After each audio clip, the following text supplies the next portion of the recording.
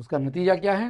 بہت ساری بہنیں ہماری چھوٹی عمر میں 35-40 سال کی عمر میں بڑھاپا محسوس کرتی ہے، تھکان محسوس کرتی ہیں۔ السلام علیکم، نحمدہ و نصلی علی رسولہ الکریم، اعوذ باللہ من الشیطان الرجیم، قال اللہ فی القرآن المجید، کولوا واشربوا ولا تسرف ان اللہ لا يحب المسرفین۔ بڑی پیاری آیت ہے جس میں اللہ نے کھانے پینے کے بارے میں کچھ اصول بتائے ہیں اور کہا کہ کھانے پینے میں بھی آدمی اسراف کر سکتا ہے۔ اکثر لوگ سمجھتے ہیں کہ کھانے پینے کے اسراف کا مطلب ہوا تھوڑا کھایا باقی کا پھینک دیا، تو ہم تو ویسا نہیں کرتے ہیں۔ یاد رکھیے گا، کھانے پینے کے اسراف کئی طریقے سے ہوتے ہیں۔ جب ہم پیسے کی بات کرتے ہیں تو ہم دیکھتے ہیں کہ آج مہنگائی اتنی ہے کہ ایک گھر میں کم سے کم 2 یا 3 آدمی اگر کماتے ہیں تو وہ گزارا کر سکتے ہیں۔ الیکٹرک کا بل، اس کے بعد بچوں کی فیس اور مینٹیننس، میونسپلٹی ٹیکس، یہ ساری چیزیں اتنی مہنگی ہو گئی ہے کہ آدمی ایک گھر میں 3 لوگ اگر کمانے جاتے ہیں تو گھر چلتا ہے۔ اب اس میں اگر اسراف ہو گیا تو یہ 3 جن کی کمائی بھی کم ہی نہیں پڑتی، بلکہ گھر میں جھگڑے بھی ہو سکتے ہیں، ایک دوسرے کے اوپر الزام لگ سکتے ہیں کہ آپ کا بچہ زیادہ کھاتا ہے، آپ کا بچہ پیسہ اڑاتا ہے، بھابھی، دیور، ساس، بہو، بھائی، کتنے جھگڑے ہو سکتے ہیں۔ اسراف سمجھنا بہت ضروری ہے۔ دیکھیے، قرآن میں 2 طریقے کے لوگ ہیں، مسرف اور مبذر۔ مبذر کہتے ہیں وہاں پہ خرچ کرنا جہاں پہ ضرورت ہی نہیں ہے، جیسے تمباکو، سگریٹ، فلمیں دیکھنا تھیٹروں میں جا کر، تو یہاں پہ آپ نے جو خرچہ کیا وہ ضروری ہی نہیں تھا، وہ ہو گیا مبذر۔ اللہ تعالیٰ نے فرمایا ان المبذرین کانوا اخوان الشیاطین، پیسہ اڑانے والے شیطان کے بھائی ہیں اور شیطان اللہ کا ناشکرا ہے۔ اسراف اسے کہتے ہیں کہ ضرورت سے زیادہ خرچ کرنا۔ مثال کے طور پہ کھانا ضروری ہے لیکن وہ کھانا ہم اتنا کھا لے کہ ہمارے سے ہضم نہیں ہوتا ہے، پھر سوڈا پینا پڑتا ہے، پیپسی پینی پڑتی ہے نا، پھر 2 دن تک چلنا جانا پڑتا ہے یا بریک فاسٹ اسکپ کرنا پڑتا ہے۔ تو خاص کر کے شادیوں میں جب بوفے لوگ دیکھتے ہیں بہت ساری آئٹمز، تو وہاں پہ ٹوٹ پڑتے ہیں جیسے کہ کبھی کھانا ہی نہیں کھایا، اور کنفیوز رہتے ہیں کہ کون سی آئٹم ہم نہیں کھائے۔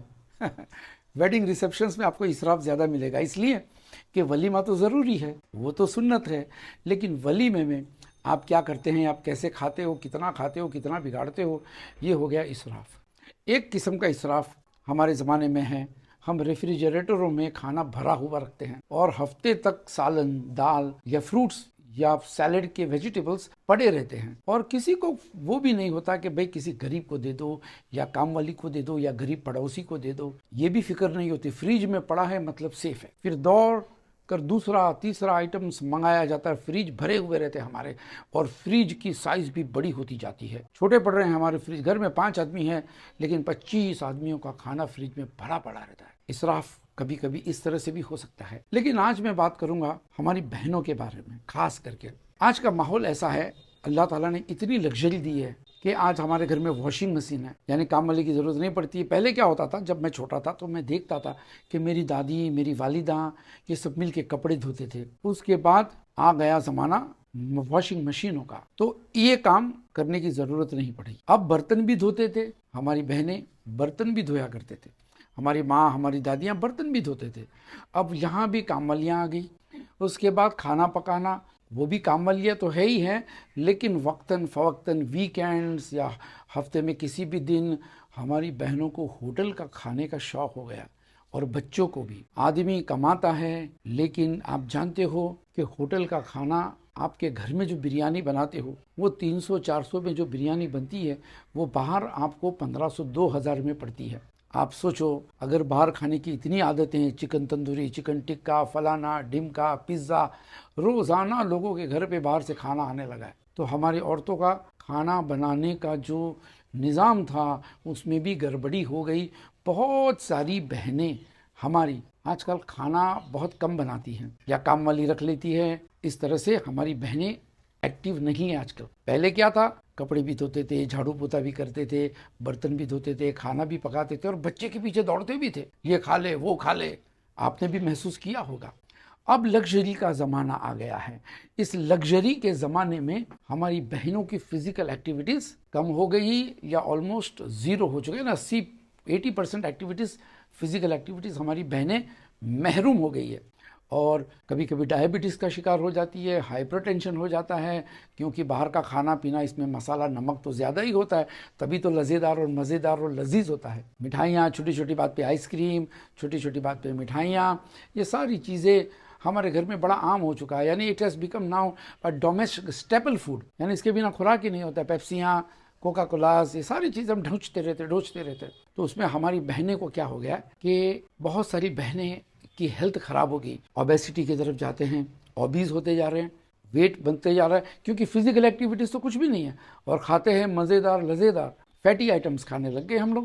اس سے ہیلتھ خراب ہوتی جا رہی ہے۔ بہت سی بہنیں 35 to 40 ایئرس تک تھک جاتے ہیں، they are not able to handle the domestic duties، اور ان کے شوہر ٹرینوں میں لٹکتے ہیں، بس اسٹاپ پہ کھڑے رہتے ہیں، چلتے پھرتے ہیں، کھانے کی عادت ان کو بھی ہے، لیکن ان کی جو کھانے کی عادت ہے وہ الگ ہے۔ ہمارے ایک فرینڈ نے، ان کی مسز تھی، انہوں نے ایک بار مجھے خط لکھا تھا تھوڑے سال پہلے کہ بھائی جان، نثار بھائی جان، ہمارے شوہر جو ہے ہماری کام والی کے ساتھ عشق لڑا رہے ہیں، میں نے 2 بار اسے پکڑ لیا۔ بڑا افسوس ہوتا ہے ایسے واقعات سامنے آتے ہیں تو، لیکن کبھی آپ نے سوچا ہے کہ وہ کام والیاں 10 گھروں میں کام کرتی ہے دن بھر کمانے کے لیے، اس کا گھر غریب ہے، اس کا گھر چلانا ہے، شوہر شراب پی کے مارتا ہوگا بیچاری کو، ہے نا، تو وہ پیسہ کمانے کے لیے مزدوری کرتی ہے، 10 گھر میں برتنیں مانجنا، کپڑے دھونا، جھاڑو پوتا کرنا، اس کی ہیلتھ اچھی ہوتی ہے، تھوڑی سی اٹریکٹیو رہتی ہے۔ اور ہماری بہنیں جو ہے کیونکہ موٹاپا آ جاتا ہے قسم کا، کھانا پینا کم کھاتے ہیں، کھانا پینا کھاتے ہیں، عیش کرتے ہیں، اور فزیکل ایکٹیویٹیز کچھ نہیں ہے۔ مرد تو کم سے کم جم میں بھی چلے جاتے ہیں، اب ہمارے یہاں سے حجاب والے جم بھی نہیں ہے، تو ہوتا یہ ہے کہ ان کو ایک قسم کا